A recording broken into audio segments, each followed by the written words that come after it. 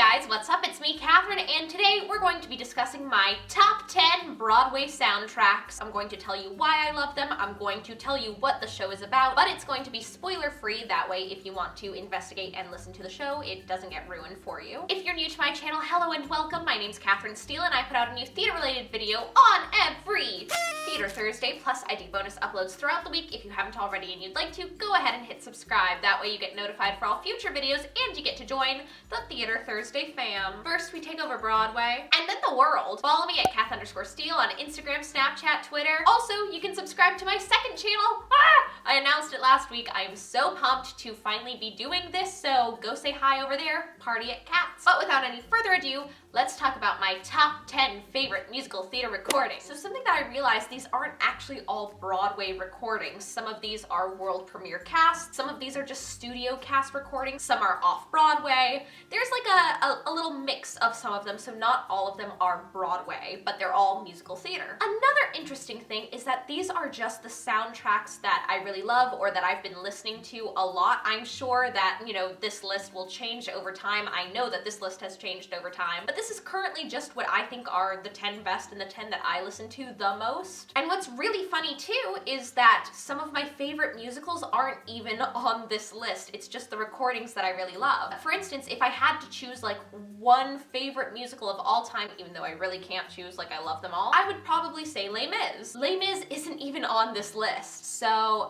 yeah, just thought I'd preface it with that. Question of the day: what are your favorite musical theater cast recordings? Let me know in the comments down below. I am always looking for fun stuff to listen to or like old hidden gems that I used to love. So let's talk about these soundtracks. First up, I wanted to give honorable mentions to the two that almost made it onto the list, and those two shows are The Hunchback of Notre Dame and Bright Star. Hunchback of Notre Dame is of course partially based on the Disney movie, also the novel by Victor Hugo. It's Schwartzy, it's Mencken-y. It feels Disney-y, but more gothic. It's so gorgeous. If you haven't listened to it, I would 10 out of 10 recommend it. Bright Star is of course the bluegrass creation of Edie Brickell and Steve Martin. I hadn't really known anything about this show until I saw the launch of the national tour in LA. Listen to it while you're at the gym. It's one of those soundtracks like you just want to dance. So in no particular order, Bear. I love Bear so much. Like I feel like I talk about Bear, or maybe I just think about Bear a lot, so it's always on my mind. I love that soundtrack so much. I actually don't let myself listen to it as often as I used to because I would end up crying every time I listen to it. Bear tells the story of two boys, Peter and Jason, who are at a Catholic boarding school in the 90s. There's clearly something serious going on between the two of them, but Jason is in denial of his sexuality, especially since he's like the popular jock. It's a pop opera, so everything is sung. There's only like a handful of spoken dialogue. They also revived it off-Broadway a few years ago with Barrett Wilbert Weed as Nadia, but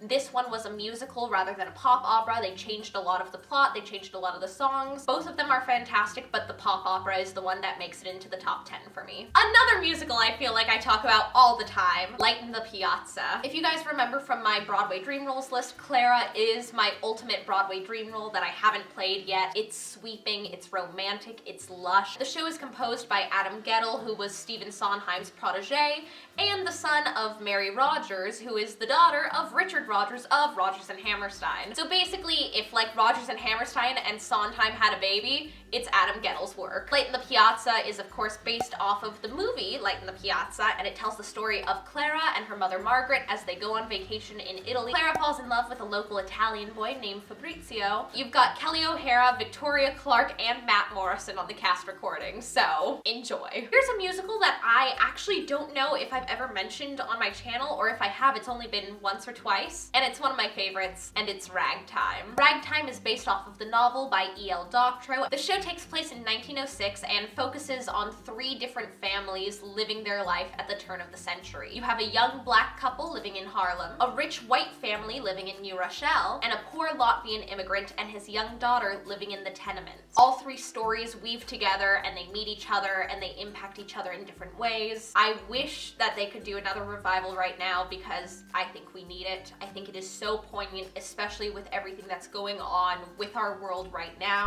Turns out they're currently developing a site-specific performance of Ragtime to be performed on Ellis Island. Also, I tweeted a joke about Josh Groban playing Tate in Ragtime like a few days ago, and he liked it. Illuminati confirmed? I think so. Josh Groban for Tate 2K18. Additionally, the score is spectacular. It's Aronson Flaherty, who wrote Once on This Island, Anastasia. You've got Marin Mazzie, Audra McDonald, Brian Stokes Mitchell. This cast is insanity, so gorgeous, but definitely check it out. Another wonderful politically inclined show is Parade. Most of the time when people hear the title Parade, they don't think it's deep. They think it's like State Fair or like a cutesy show, and then I tell them what it's about and they're like, oh my god. Music by Jason Robert Brown, one of my absolute favorite composers of all time. I think it would be so interesting to produce Parade right now, especially with all of the conversations that we've been having. Parade is based on a true story. It concerns the trial of Leo Frank, a Jewish man living in the South who was accused of raping and murdering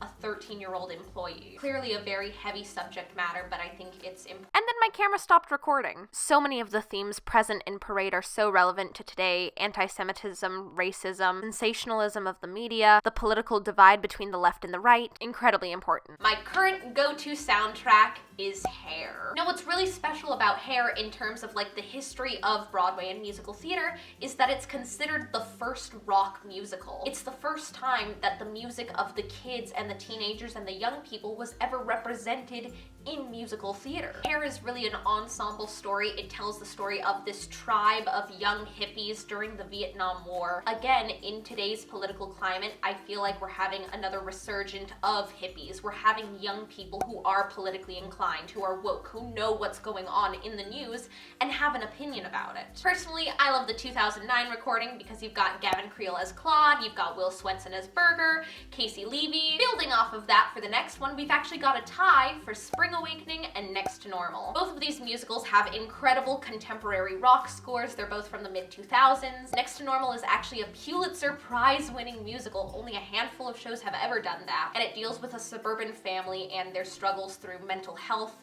addiction, and death. Spring Awakening is a Tony Award-winning adaptation of a play that is subtitled The Children's Tragedy, which is like a pretty accurate name for it, and it deals with teenagers coming of age in 18th century Germany. The Last 5 Years has a very special place in my heart, another musical by Jason Robert Brown. It's actually semi-autobiographical. Last 5 Years tells the story of Jamie and Kathy and their 5-year relationship. This show is completely sung through. There is no dialogue, there are no scenes, so listening to the soundtrack is basically the whole show. Jamie tells the story in chronological order and Kathy tells the story in reverse chronological order, and they only sing together when they meet at the middle. It's a very human approach and a very realistic approach to love and relationships, and just any kind of relationship, whether it's a friendship or like a familial relationship. There are always two sides to every story. There are 3 recordings of the show: the original with Norbert Leo Butz and Sherry Renee Scott, the revival, and the movie. Personally, I have all 3. I love all 3 for different reasons, so TBH, I'd recommend listening to all 3,